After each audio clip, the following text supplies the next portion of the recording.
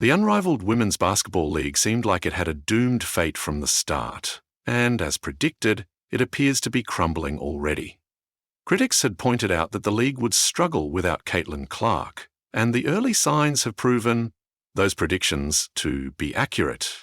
TNT Sports has attempted to put a positive spin on the numbers, but the truth remains clear: the ratings have been disappointing. Angel Reese, often hailed as one of the top stars of women's basketball, had previously asserted that she was part of a group of players helping to attract new viewers to the sport.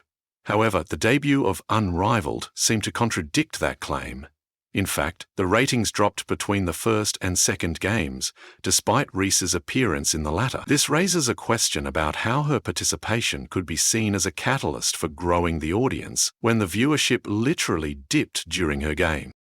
The first 2 games of Unrivaled averaged just 312,000 viewers across TNT and True TV.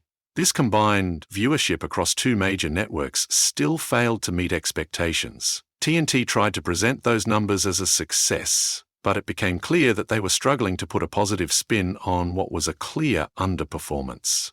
Meanwhile, the WNBA, even without Caitlyn Clark, averaged 400,000 viewers per game, with millions tuning in for the championship series. This stark contrast underscores the difficulties Unrivaled faces in competing for viewership.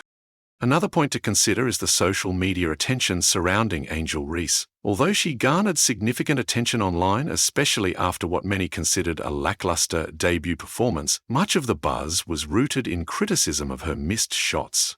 Despite her strong online presence, it's evident that the league's on-court product hasn't been enough to keep viewers engaged in a meaningful way. Social media attention is one thing, but sustaining an audience based on performance is an entirely different challenge.